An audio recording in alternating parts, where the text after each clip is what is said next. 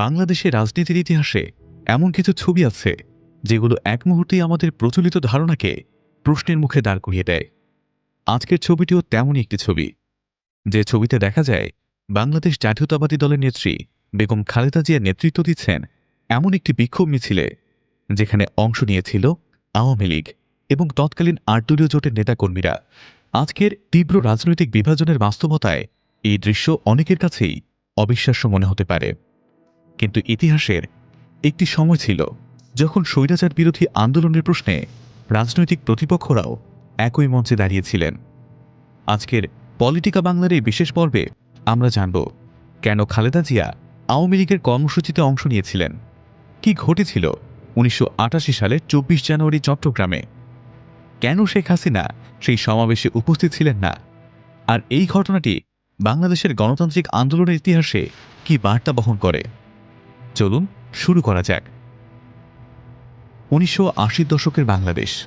রাষ্ট্র ক্ষমতায় ছিলেন সেনাপ্রধান থেকে রাষ্ট্রপতি হওয়া হোসাইন মোহাম্মদ এরশাদ। ১৯৮২ সালের ২৪ মার্চ সামরিক অভ্যুত্থানের মাধ্যমে ক্ষমতা দখলের পর থেকেই দেশে শুরু হয় দীর্ঘ স্বৈরশাসনের অধ্যায়। সংবিধান পরিবর্তন, সামরিক আইন, রাজনৈতিক দমনপীড়ন, বিরোধী নেতাদের গ্রেফতার, সংবাদপত্রের উপর নিয়ন্ত্রণ, সব মিলিয়ে দেশ জুড়ে গণতন্ত্র পুনঃপ্রতিষ্ঠার দাবিতে আন্দোলন জোরদার হতে থাকে। এই আন্দোলনে দুটি প্রধান রাজনৈতিক শক্তি ছিল, বাংলাদেশ জাতীয়তাবাদী দল বা বিএনপি এবং বাংলাদেশ আওয়ামী লীগ। তবে দুই দল আলাদা রাজনৈতিক জোটের নেতৃত্ব দিলেও তাদের একটি বড় অভিন্ন লক্ষ্য ছিল, স্বৈরশাসনের অবসান এবং জনগণের ভোটাধিকার পুনঃপ্রতিষ্ঠা। বিএনপি নেতৃত্ব দিচ্ছিল ৭ দলীয় জোটকে, অন্যদিকে আওয়ামী লীগ নেতৃত্ব দিচ্ছিল ৮ দলীয় জোটকে, আবার বাম দলগুলো ছিল পৃথক ৫ দলীয় জোট। রাজনৈতিক মতপার্থক্য ছিল, নেতৃত্বের প্রতিযোগিতাও ছিল, কিন্তু স্বৈরাচার বিরোধী আন্দোলনের অনেক কর্মসূচিতে তারা পারস্পরিক সংহতি প্রকাশ করতেন। এরই মধ্যে আসে ১৯৮৮ সালের ২৪ জানুয়ারি। সেদিন শেখ হাসিনা চট্টগ্রামের ঐতিহাসিক লালদিঘি ময়দানে একটি জনসভায় যোগ দিতে যাচ্ছিলেন। তার গাড়িবহর শহরে প্রবেশ করার সময় পুলিশ ও আইনশৃঙ্খলা বাহিনীর সঙ্গে সংঘর্ষের ঘটনা ঘটে। এরপর শুরু হয় গুলিবর্ষণ। সরকারি হিসাবে নিহত হন ৯ জন, কিন্তু মানবাধিকার সংগঠন, সংবাদ মাধ্যম এবং রাজনৈতিক সূত্রে নিহতের সংখ্যা আরও বেশি বলে দাবি করা হয়। আওয়ামী লীগ দীর্ঘদিন ধরে দাবি করে আসছে ওই হামলার মূল লক্ষ্য ছিল শেখ হাসিনা নিজেই। এই ঘটনাটি পরবর্তীতে চট্টগ্রাম গণহত্যা নামে রাজনৈতিক ইতিহাসে পরিচিতি লাভ করে। সারা দেশে তীব্র ক্ষোভ ছড়িয়ে পড়ে, স্বৈর শাসনের বিরুদ্ধে আন্দোলন নতুন গতি পায়। ২-৩ পর অর্থাৎ ২৬শে জানুয়ারি ঢাকার কেন্দ্রীয় শহীদ মিনারে প্রতিবাদ সমাবেশের ডাক দেয় আওয়ামী লীগ ও ৮ দলীয় জোট। এই সমাবেশের উদ্দেশ্য ছিল চট্টগ্রামে নিহতদের প্রতি শ্রদ্ধা জানানো, পুলিশের গুলিবর্ষণের প্রতিবাদ করা এবং এরশাদ সরকারের বিরুদ্ধে আরও বৃহত্তর আন্দোলনের ঘোষণা দেওয়া। এখানেই ঘটে ইতিহাসের এক গুরুত্বপূর্ণ ঘটনা। অনেকেরই প্রত্যাশা ছিল শেখ হাসিনা নিজেই এই সমাবেশে উপস্থিত থাকবেন, কিন্তু তিনি উপস্থিত হননি। তার অনুপস্থিতি নিয়ে সে সময় নানা আলোচনা ও রাজনৈতিক ব্যাখ্যা সামনে আসে। নিরাপত্তাজনিত কারণের কথাও বলা হয়েছিল। আবার কেউ কেউ মনে করেন চট্টগ্রামের ঘটনার পর তার নিরাপত্তা নিয়ে গুরুতর উদ্বেগ তৈরি হয়েছিল।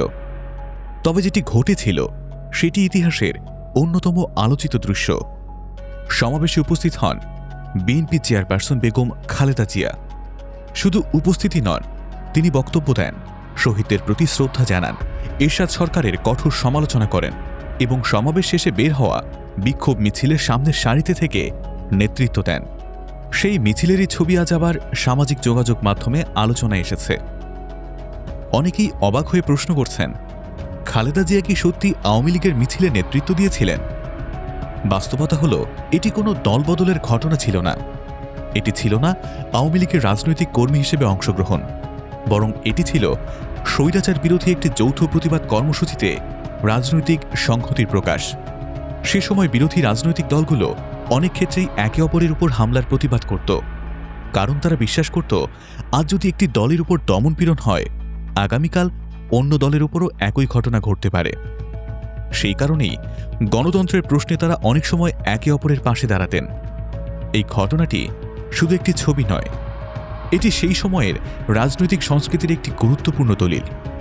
আজকের বাংলাদেশে যেখানে রাজনৈতিক মেরুকরণ অত্যন্ত তীব্র, সেখানে এই ছবি আমাদের মনে করিয়ে দেয় একসময় রাজনৈতিক প্রতিদ্বন্দ্বীর প্রাণনাশের চেষ্টা বা দমনপীড়নের প্রতিবাদে অন্য রাজনৈতিক দলও প্রকাশ্যে অবস্থান নিত। এই ঘটনাটি আরও একটি বিষয় পরিষ্কার করে, গণতান্ত্রিক আন্দোলনের ইতিহাস শুধু প্রতিদ্বন্দ্বিতার ইতিহাস নয়, এটি সহযোগিতা, সংহতি এবং বৃহত্তর রাজনৈতিক লক্ষ্য অর্জনের ইতিহাসও। ১৯৮৮ সালের এই ঘটনার মাত্র ২ বছরের মাথায় ১৯৯০ সালে গণ অভ্যুত্থান দেশকে একটি ঐতিহাসিক মোড়ে নিয়ে যায়। বিএনপি, আওয়ামী লীগ, বামজোট, ছাত্র সমাজ, পেশাজীবী সংগঠন এবং বিভিন্ন রাজনৈতিক ও সামাজিক শক্তির দীর্ঘ আন্দোলনের মুখে শেষ পর্যন্ত এরশাদ ক্ষমতা ছাড়তে বাধ্য হন। এরপর গঠিত হয় নির্দলীয় তত্ত্বাবধায়ক সরকার এবং ১৯৯১ সালে অনুষ্ঠিত হয় বহুদলীয় জাতীয় নির্বাচন। সেই নির্বাচনেই প্রধানমন্ত্রী হন বেগম খালেদা জিয়া। অন্যদিকে শেখ হাসিনা পরবর্তী সময়ে বাংলাদেশের অন্যতম প্রধান রাজনৈতিক নেতা হিসেবে আবির্ভূত হন এবং বহু বছর প্রধানমন্ত্রী হিসেবে দায়িত্ব পালন করেন।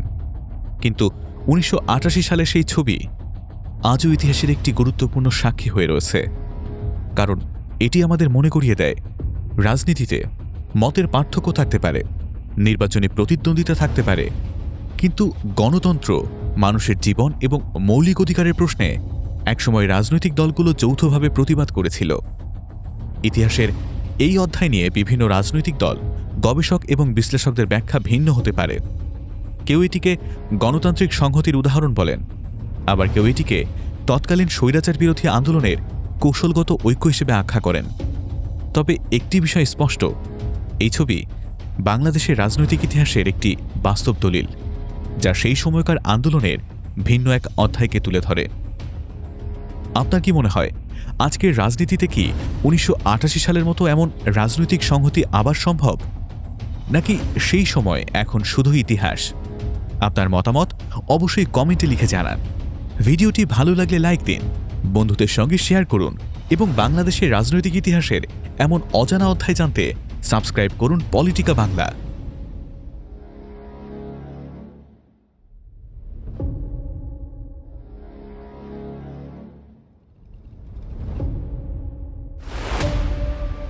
আবার দেখা হবে নতুন কোনো ইতিহাস, নতুন কোনো বিশ্লেষণ এবং নতুন কোনো অজানা গল্প নিয়ে। সেই পর্যন্ত আল্লাহ হাফেজ।